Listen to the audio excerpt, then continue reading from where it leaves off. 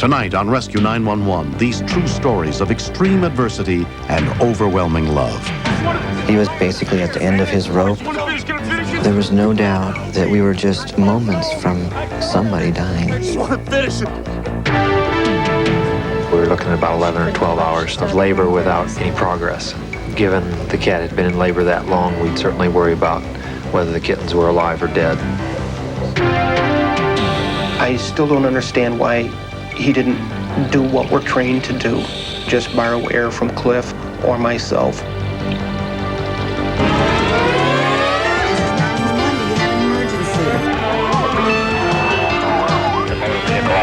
Just really emergency service. Is he breathing?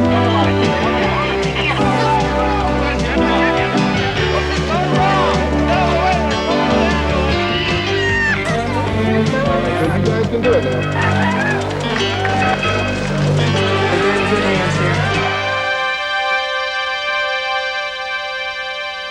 In a moment of crisis, some people will do anything they can to try and save a life, whether the victim is a close friend or a complete stranger. We begin in Tampa, Florida on March 28, 1995. Around 4:50 p.m., Elizabeth Myers, Gail Przezinski, and Gail's guide dog, Fiji, left work together for their 45-minute commute home, as they have every day for the past 3.5 years. I'm sorry I'm gonna make you late, but It's all right, it's okay. stop by. It's hot. Yeah, that's right. Gail, she's a very good friend. I guess my hearing's going bad too. Yeah, I guess so. Fiji's a wonderful social animal. Sometimes if she's really frisky, she will change the radio station by punching the buttons, and she usually changes it to a rock and roll station from talk radio. When she gets into the car, she puts her head into Gail's lap. Boy. Gail and Fiji are inseparable. Yeah, Fiji's being a good doggy.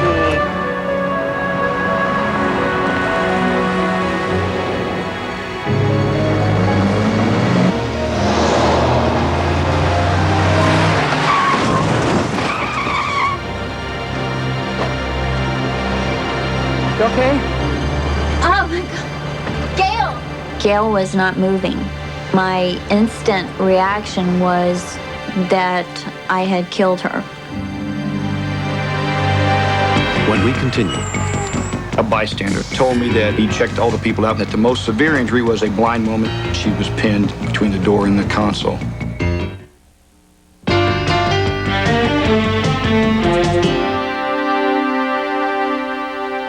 when the car Elizabeth Myers was driving was broadsided, her friend Gail Przezinski was trapped in the wreckage as Gail's guide dog, Fiji, looked on. Fiji, are you okay? Fiji was crying.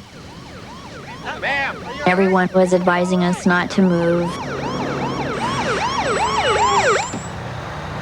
Within 3 minutes, Tampa Fire Engine 12 arrived on the scene, led by Captain Herb Brown. A bystander told me that he checked all the people out and that the most severe injury was a blind woman in the car that got broadsided. She was pinned between the door and the console. She's got a seeing eye dog with her that looks like it. Also among those who responded was Lieutenant Joe Provenzano. The only way we were going to get her out of the vehicle was to take the roof off the truck.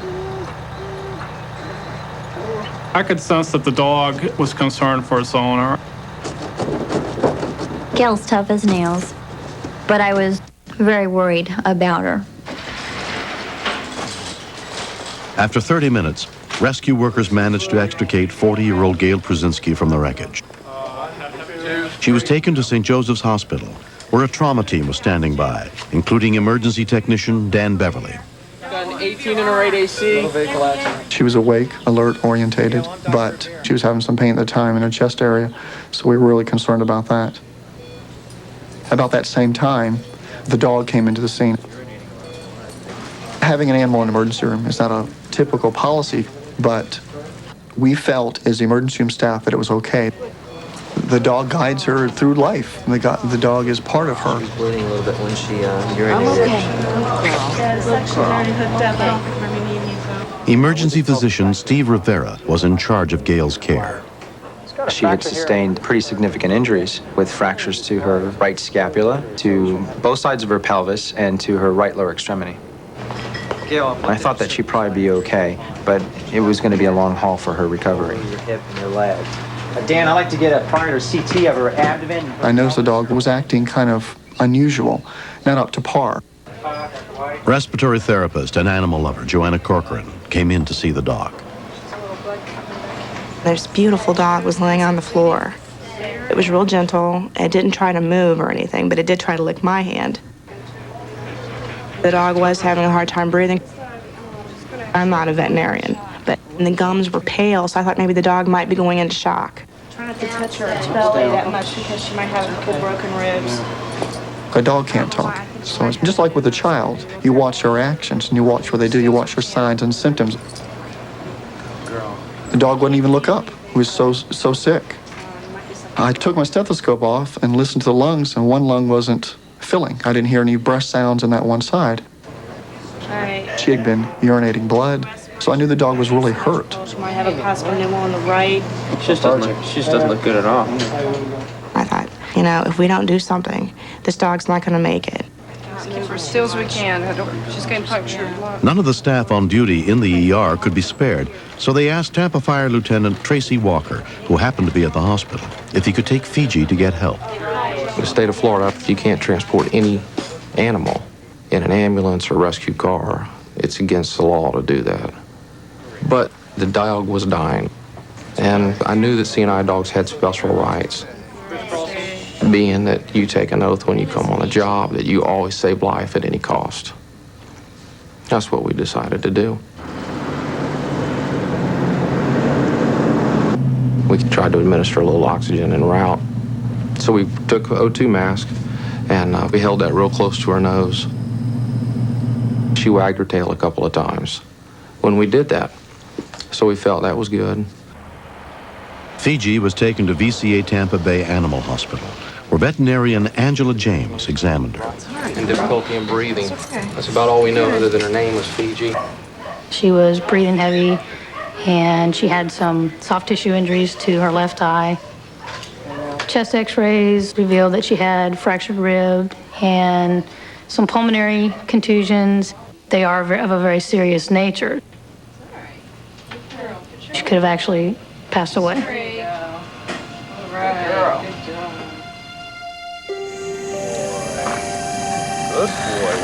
2 months after the accident, Gail continues to undergo physical therapy for her injuries. Fiji was hospitalized for 3 days.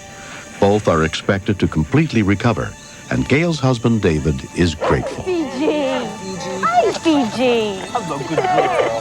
Hello, good girl. After she came home from the animal hospital, I took Fiji to St. Joseph's Hospital. And as soon as she saw her mama, she put her front paws up on the side of the bed so that she could get close to Gail. You know, it just makes you cry because it was such a nice reunion. We'll be walking together soon, right, Fiji? Most people see Fiji as my guide, but more than that, she's a constant companion. She's my security. She's my friend. What'd you do? E-I-E-I-O. Excuse me? Old MacDonald had a farm. Gail and I were only married 5 weeks before the accident happened. And if anything, it reinforced and made stronger those marriage vows. It's still not a word. Right, awful nice hard. David is a wonderful man. He brightens my days. He keeps me laughing. Good girl. Gail and Fiji are both still here. Girl, I want to see if she'll take the command. It reminded me how fortunate I am to have them. Fiji, right? Good girl. She took that. Good. I haven't been able to work yet with Fiji, but I have no doubt that she'll be able to be my guide dog again. It'll just be wonderful. It's going to be a day to celebrate. Good job. She's not complaining or hesitating. No, but she's going very fast. Next. I still don't understand why he didn't do what we're trained to do. Just borrow air from Cliff or myself.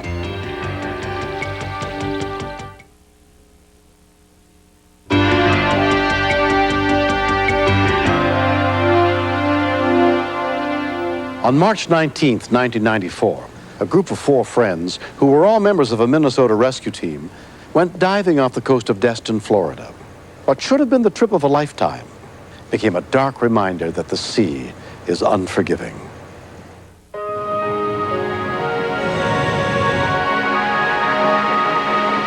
I had a feeling something was going to go wrong. Rold had had major cancer surgery a year and a half before with 4 months of chemotherapy, and I knew he was still tired. But I also know what a careful diver he is, and he likes it, and I like him to be happy.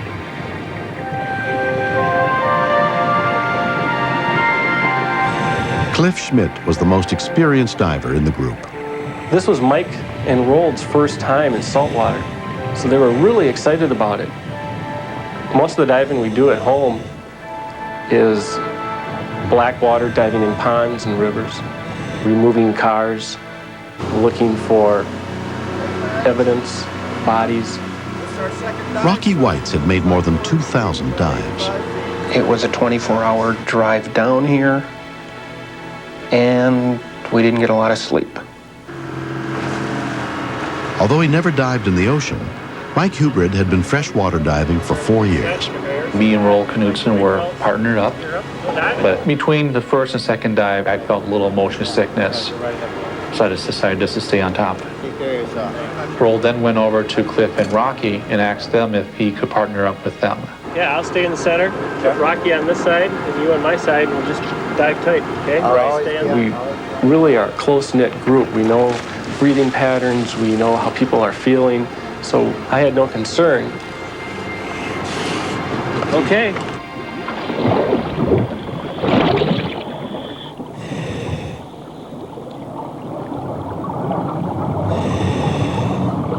The Florida trip was basically a fun dive and also a learning dive.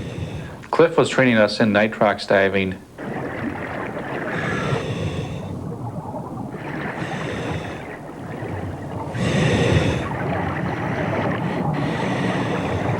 Roll and Cliff were wearing the AGA mask that encloses your full face.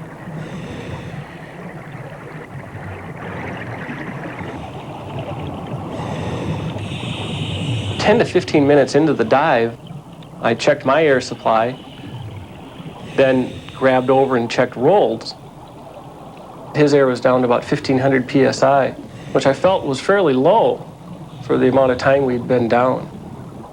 It was at that point that we made the signal to head back to find the anchor line.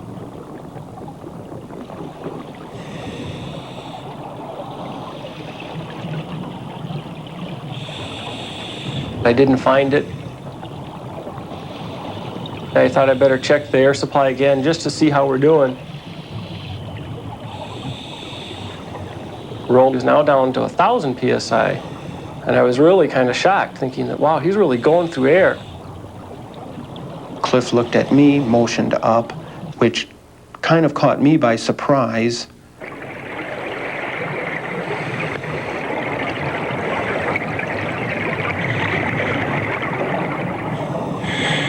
I couldn't see any problem. He looked fine. He was just breathing a lot.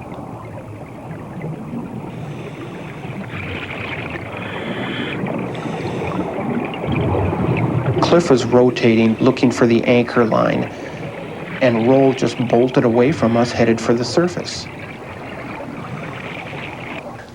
I still don't understand why he didn't do what we're trained to do, just borrow air from Cliff or myself.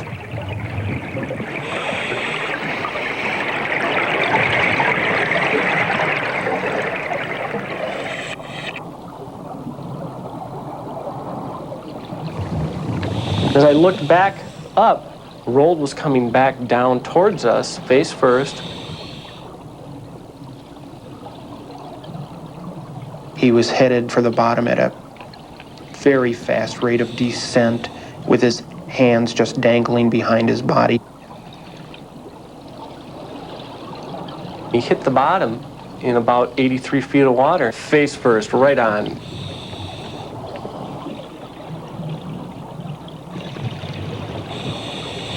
Clifford and I picked him up, stood him up, and looked into his mask to see what the problem was. and his face was distorted. I couldn't recognize his eyes, I couldn't recognize his cheeks, I couldn't recognize anything.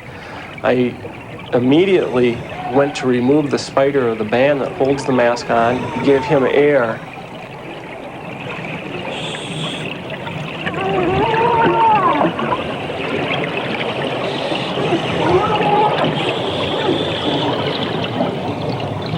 I don't know what dead people look like, but this was it. His tongue was sticking out as far as a tongue could possibly go.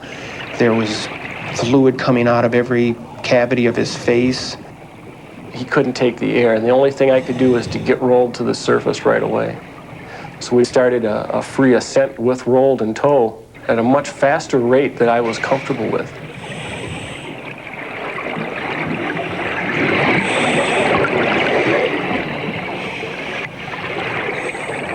I felt this would be nothing more than an exercise in bringing a corpse to the surface.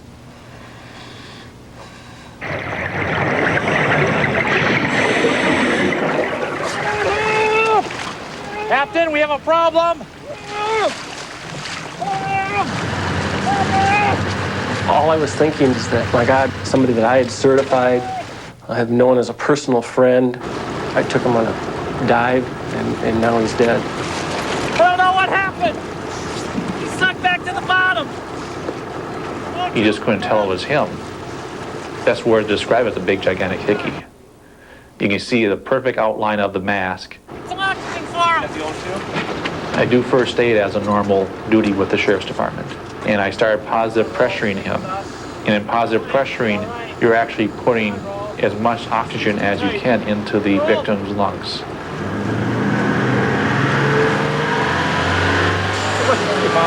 Hold back. We're about 8 miles southwest of Destin. We're heading in. We're making about 16 knots. Our location. As he exhaled, a bloody froth appeared. You got the Coast Guard coming, Rolled. Just hold on. Stay with us, buddy.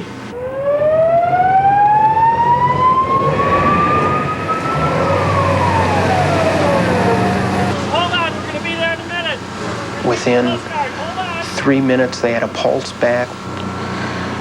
If I were to ever be involved in a diving accident, I would want that same group of people to be there for me. The Coast Guard boat brought Okaloosa County paramedic Dan Harris to the scene. Diving. We brought him up from 83 feet unconscious. He looked like the old sci-fi human fly type thing. His whole face was probably going on a half again its normal size. Clear! Valve's clear! My fear is, can I get this man to a dive chamber alive? But to my surprise, he's talking to me.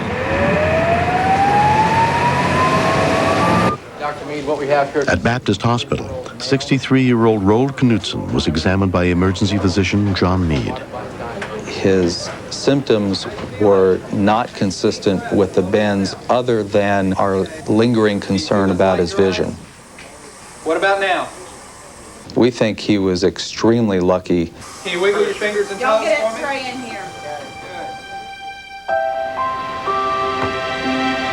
A year has passed since the incident. I felt the last breath, and I looked at my gauge, and I was at 30 feet. And that's the last I remember. I passed out like a light switch and went plummeting to the bottom. Every time I hit the ball in front of my face, I get a face full of sand. All of my diving friends from the past 10 years thought, why did this happen to Roald? He's always been one of our more cautious divers. But on this trip, we made several mistakes. We should have rested for a whole day. I was probably 15 pounds overweighted. The biggest mistake I made was not watching my gauges. And instead of diving one-on-one, I went in a threesome. Of course, those are the two fellows that saved my life. Let's go diving, that's easier. I have completely physically recovered from the accident, except for a little bit of peripheral vision off my left eye.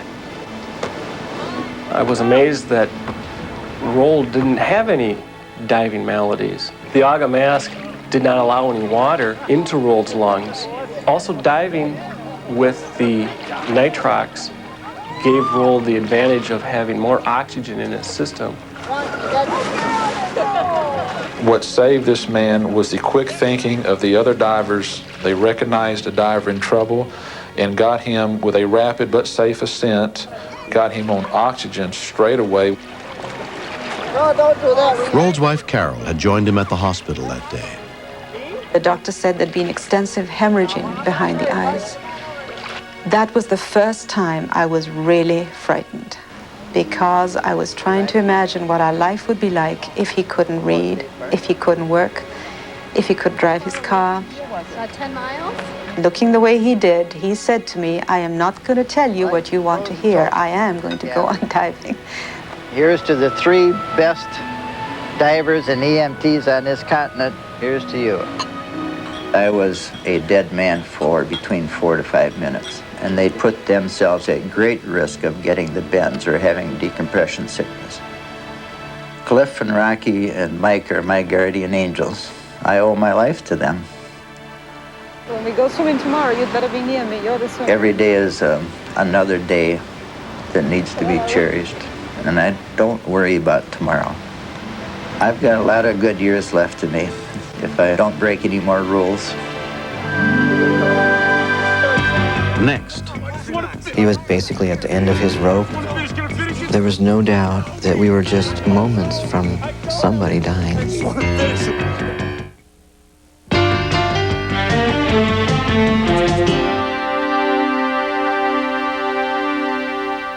On September 27, 1994, thousands of motorists were making the rush hour drive home in heavy traffic.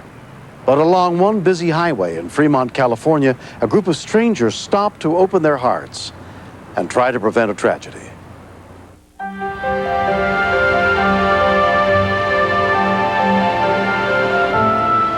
Apparently, a commuter noticed a person on the overpass looking somewhat suspicious.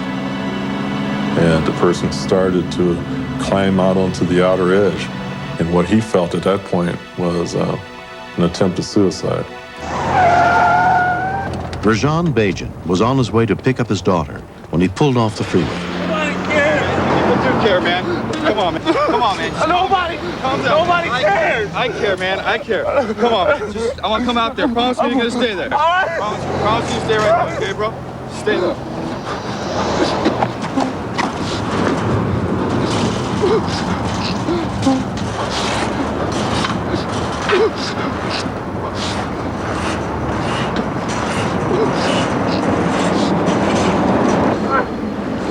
Stay back. Brian Gundy happened to leave work early and take a different route home that day. I could see from his expression that he was very emotionally upset. It was unmistakable that this man was going to jump. Hey, get off the fence, man. Get off the fence. You guys are gonna fall. When I got to the fence, the other guy made a move around the outside and basically bear hugged him onto the fence, not allowing him to move. He was basically at the end of his rope. There was no doubt that we were just moments from somebody dying. No. And it was my birthday yesterday. I'm 20 years old, and my girlfriend, she dumps me. My family didn't even call me on my birthday, man. I just want to hit it. I got nothing to live for. There was a fight almost between them. I was so scared that there was really nothing I could do to hold either one of them on. I don't want to talk. I'm tired of talking. I just want to jump. No. Just let me jump. You don't know what I've been through. You don't know what I've been through. And I said, I can't help what's happened in your past, but I can start now. Chris Iyer also stopped to try and help. I didn't know what the problem was, but I had a cellular phone, so I dialed 911. Boy, just over the railroad tracks. He was obviously very, very distraught, going from incoherence to crying. He did tell us his name. Charles. I'm Chris. I wanted to have him feel that I cared about him. I wanted him to feel some kind of love. Listen to me. I don't care. It finally occurred to me, I can hold his hand. I can touch him in a way. Not that it's going to hold him on the fence, but I can touch him. Just let me finish it, brother. Come on, just let me finish it. I was struggling to find something to talk that would get away from the pain that he had. You like to play some ball? You play football? I play a little ball. You watch the pros? You watch the pros? Yeah, a little bit. And so we went on and we talked a little bit about the 49ers. You know Steve Young. It seems strange now, but we began to have a discussion. You like to go fishing? Yeah. Okay, I promise you, I'll take you fishing. We were both just doing the best we could without any training and just trying to become friends with somebody that needed a friend. You're just trying to get me off this bridge. Every now and then I would look in Rajan's eyes behind him. I didn't know how much longer he could hold on. He was actually more at risk than Charles, given his position. You're gonna have one too, bro. Go back to your car. Just go back to your car, okay? Come on, no, really. Let's go back. Then I began to lose contact with Charles. And at the same time, I saw his body push backwards and heard Rajan's voice say, "Please don't push, man. Please don't push." It was my birthday yesterday. Nothing. Units with the Fremont Police Department began to arrive within 5 minutes of the call, including Officer Benny Cox. Because of the fact that the passers-by had developed a rapport with him, we felt that we'd just let things continue the way they were. But I was very concerned about the individual that was trying to help him, due to the fact that Mr. Crawford looked very muscular, and the citizen was smaller in stature and weighed a lot less. Nobody cares, man. We care. Nobody cares. Look at, we're not. I asked Charles, if you don't think that anybody cares, just look behind you. He's risking his life for you. Think about that. It was obvious that Rajan was getting very tired, and he'd been up there probably pretty close to an hour. You could see the cutting off of the circulation on his fingertips. They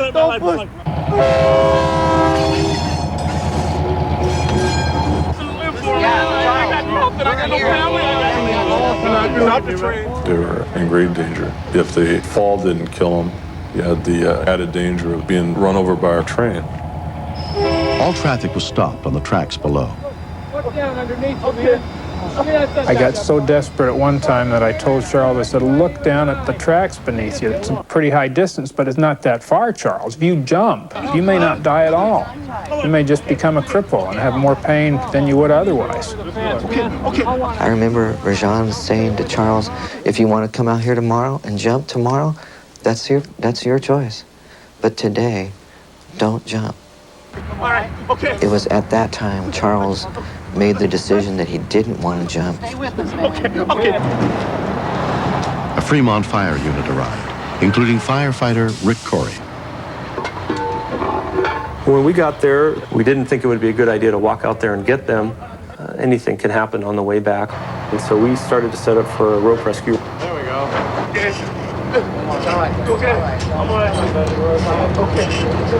Okay, stop. I'm ready to go.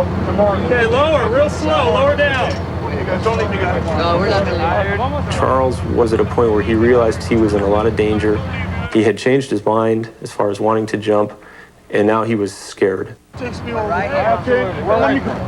first thing I did was tie a harness around Rajan, and I secured him to the fence. Yes, okay, I'm fine, man. After I did that, I tied a harness around Charles, secured him to myself, and then we both were hauled over the fence. Help me out.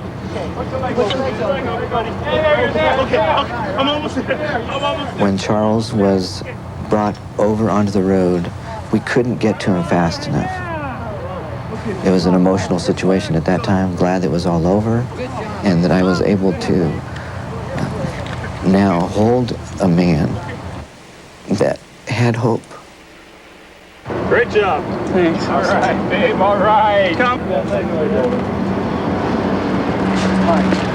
Rajan came off the fence and he was in shock. He was spent. All right. One tired man, huh? All right. More inches were there. When I saw Charles out there, I really felt strongly about getting back to him because every life is worth saving. There's not a life out there that isn't worth living. And I never considered the danger that I was putting myself in because it was all for Charles. I just wanted Charles to get off the bridge okay. We're going fishing, Brian. 20-year-old Charles Crawford was taken to the hospital, where he was evaluated and released. better tell Charles to push you higher if you want to go higher than Daddy. Since the incident, the four men have become close friends, especially Charles and Rajan. Charles now is actually a big part of my family. My daughter really enjoys playing with him. My wife enjoys his company. He stayed at my house for a couple of weekends. And whenever we do plan something as a family, we always try to find a way to include Charles. Oh, Mommy almost down. I look at him as like an older brother. I would do anything that I could humanly possible for him or his family, and I will owe him for the rest of my life. Same with Brian and same with Chris. The moment that turned it all around was when they were all crying with me. I'd never met these people in my life, and they were showing me that they cared. There's no doubt in my mind that because of the sharing and the trust that we have, that this relationship will continue. You know, you could say that Charles is the person that benefited from this, and he did, but we all have. I mean, I think it's caused everyone that's been involved to think more about what life is all about, what's important, what isn't. Does he look appetizing or what? I was diagnosed with clinical depression, and I still am getting counseling, but I've turned my life around completely. For years, I've always wanted to go to college, and I'm finally doing it. What those guys gave to me was a second chance to experience life. I've never, ever had such strong feelings towards three people before in my life. They mean more than anything to me. Charles has a lot to give. And I think he recognizes perhaps a little bit of that he has a little bit of a debt, not to us, but to help others if he has an opportunity to. Yeah, he's going to do okay in his life.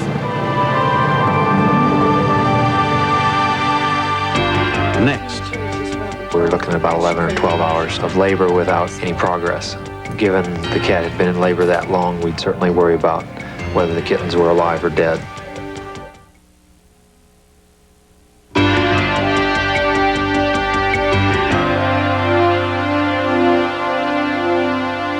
On any given day in the emergency room of Angel Memorial Hospital in Boston, Massachusetts, the staff might handle everything from minor cuts to cardiac arrests. But at Angel Memorial, patients often arrive in a box and leave on a leash. This story is not a recreation. May 27th, 1995. John Mark Mallory arrives with his 2.5-year-old cat, Joker, who fell out the window. Super Dave? How far up? I have it on the 3rd floor. 3rd floor? Joker was standing on the ledge. I looked away for literally half a second. I looked back and the cat was just gone. A big lump down here on her abdomen.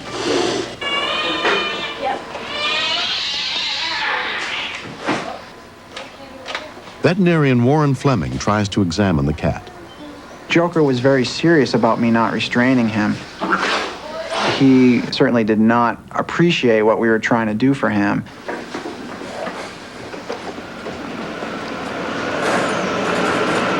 His abdominal wall certainly does look like it's disrupted.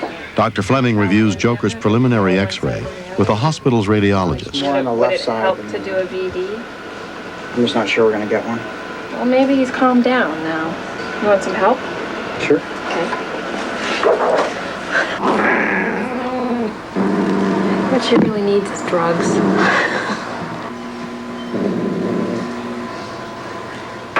The doctors wait for the anesthetic to take effect before trying to x-ray Joker again. It's not that bad.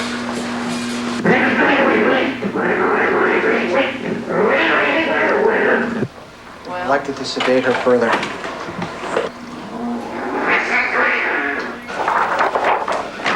Well, the left side of the body wall is disrupted, and it looks like the spleen actually might be out there. Definitely a hernia. Surgeon Janet Welch is brought in to perform the operation. Okay, Chuck. Oh, okay. This is his whole hernia right there. Yeah. The cautery hooked up? Thanks. So it's a pretty good-sized hernia in here. about 2 inches all the way around. Part of his stomach was in there too. If the blood supply to any organ is cut off, which it can be when it's in a hernia, they can become toxic and very, very ill very quickly.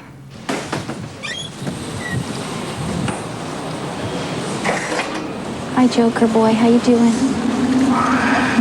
This is a good boy. He's waking up feeling a little feisty. I'm gonna go back to sleep. Oh, there he is. The next day, John Mark comes to see how Joker is doing. You're not happy to see me, are you? You're mad at me. Oh, that's a purr. We have a purr. Like, you don't know how much you miss them until, like, they're not there at the door meowing for you when you come home. Like, oh, no one's here to say hi to me. May 30th, Evan Hoffman and his father Corky bring in their 4-year-old pet goose, Sylvie. I really wanted a dog, but my dad, he's always been allergic to dogs. So we got ducks and geese, and we love them. So what happened? Well, we need a goose wing specialist. Somebody, My dad came to me and he said, something's wrong with Sylvie. The wing on one of the geese was pulled away from its body at some distance. And we took a close look at it, and it was just a mess. I saw there was a little blood there. It was just horrible. What a good goose. She definitely got into a fight with another animal, it seems like. neutered? You're okay, sweetie. She's got a pretty significant wound over this wing. She's got muscle and tendons exposed. This should be surgically cleaned and closed. She would need to be under general anesthesia in order for us to do that. It's a girl, Sil. Sometimes get a little bit excited when they first get anesthetized. You're okay, Pumpkin. All right, Sophie. Starting to go down a bit. It sounds like she got herself in trouble somehow. The big concern with any bite wounds to any animal is when they do bite with their teeth, they're basically inoculating bacteria into the tissues of the animal. Hopefully we can save Sylvie's wing. You're never quite sure what you're dealing with until, you get in there and start cleaning things up and getting a better look at things. Just trying to gently clean it out without driving any infection into the tissues. There was much more tissue damage and more contamination than we had anticipated. Wound's pretty bad, much worse than I thought. If this joint is infected, our main concern is that it doesn't spread to the rest of the body. We'll just have to keep an eye on that. The next day, Evan and Corky bring Sylvie a special visitor to help with her recovery. This is Bruno, Sylvie's mate. Technically her brother, but they don't really care. The night that Sylvie was gone, you could tell Bruno was lonely. He ran around the pen looking for her. I think he had kind of a long day without her. The Hoffmans were concerned that Sylvie would not eat in the hospital, so they thought it would be best to bring Bruno in so they could keep each other company. Look who's there. When they first saw each other, they were just so happy. They were really communicating. It certainly added some sounds that aren't commonly heard in our hospital.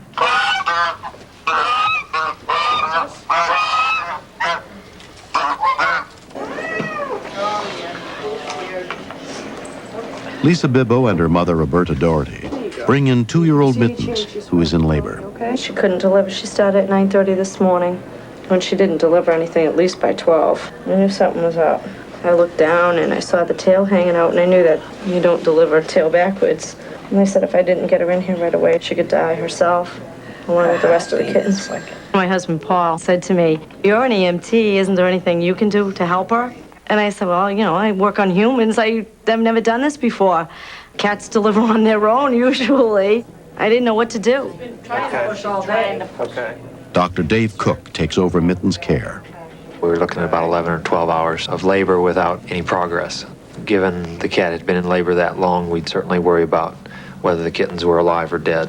Okay, you see right in the middle of the screen there? It's kind of flashing, it's coming and going. It's kind of slow for a heartbeat, but that's kind of what we're looking for. It appeared to me that we at least had a sign of life. Whether or not that kitten would still be alive by the time we got it out, that's a different question. These would be the options. Giving her some oxytocin, induce basically, And if that's not doing it, then we should consider surgery. They're all alive? And it looks like at this point, or at least the one that I was looking at, showed signs of life. Dr. Cook was getting us ready for the worst. He thought the kittens were not alive. We'll give her the oxytocin. Half an hour to an hour after that, we should know if that's done anything. Oh, God, I hope so. And, see if that's had any effect. Okay. I hope so. Okay. Oh, God.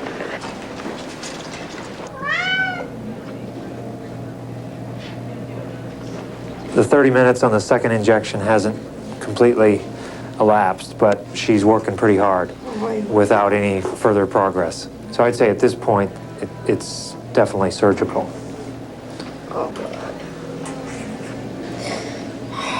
I had to make another decision whether to let her go or to go through with the surgery. I just can't believe it. Why isn't it working? She just can't deliver them back. No. It was a lot of money, but the cat meant so much to me that I was going to find a way to go through with it to save her life. I needed to make sure that I brought her home. She was that much more fatigued than she was when she came in. This cat was definitely in a critical situation. After 15 hours of labor with little or no progress, surgeon Mark Roberts is brought in to do an emergency cesarean section. My major concern is that as each minute passes by, that we're potentially losing kittens. ICU supervisor Lori Cordaro is also a member of the surgical team. You want to get those kittens out as quick as you can so that they're under anesthesia for as short a time as possible. Okay, are we ready for your... Yeah. Okay, we're going to do this 2 at a time. Once you get them, you really have to stimulate them, and it's not a pretty sight. Over here. Over there. It looks like we're really roughing these kittens up, but you've got to literally shake that mucus out of their airway and hopefully get them breathing and a good heartbeat going. Oh, little guy, keep breathing. Okay. Yeah, come on. This one? Yeah. We had 2 that we were really worried about that they were very slow. Atropine will stimulate the heart, give it stronger contractions, and Dopram will help their breathing come along more rapidly. That's what we were giving them, just to help them along. He's breathing. He's breathing. He's got a good heart and he's breathing. You don't want to lose these little things. They're depending on you. You're the only one there to help them live. Oh, this guy's getting pink. Keep rubbing him. Oh, this guy's coming. Ready? Come on. Come on. Come on. This is the rewarding part of doing this day to day. There we go. It's a great feeling. Looks as though we were successful. Mom is doing real well here. I expect a complete recovery. We need to obviously wake her up, get those kittens to start nursing. We've got 5 hungry kittens over there. Oh, my goodness. Oh, I thank you. Look at this one. My heart just dropped. I was so happy that she was alive, but then her kittens had made it too. Mittens and her kittens were coming home with me. I'm gonna keep them all. While Joker recovers at home, John Mark takes steps to prevent another accident. I know it sounds relatively unintelligent, but I really didn't think that my cat would jump. He probably saw a bird or something in a tree below him that he was interested in and just went for it, not thinking that in the process he was going to bounce off the concrete. Just put screens in the window and watch them, because they get into everything and then some. Joker is definitely a cat with attitude, but that one little face, no matter what, comes up to you and goes, oh, I love you, oh, you're the best because you came home again, and you might even feed them if they're lucky. 6 days after her surgery, Sylvie's wing continues to heal at home. Danes Memorial, whenever we have a Dr. Goose that's injured like that, we always take them in there. It's just miraculous what they can do. There's some injuries like the one that Sylvie had you simply cannot take care of by yourself. I think she would have become infected and died if we had tried to treat that at home. It probably would have meant the end of Sylvie and a very lonely Bruno. Really? Yeah. Mittens and her 5 kittens have completely recovered. So I had all intentions of getting her spayed, and the children opened the door and let Mittens out. This is what happened. My advice to cat owners would be to try to get it spayed and neutered as soon as possible, because there is a chance of the cat getting pregnant as early as 5 months. A lot of people say it's only a cat, it's only a cat. Well, that cat is like my 4th grandchild. And now we have the kittens with Mittens.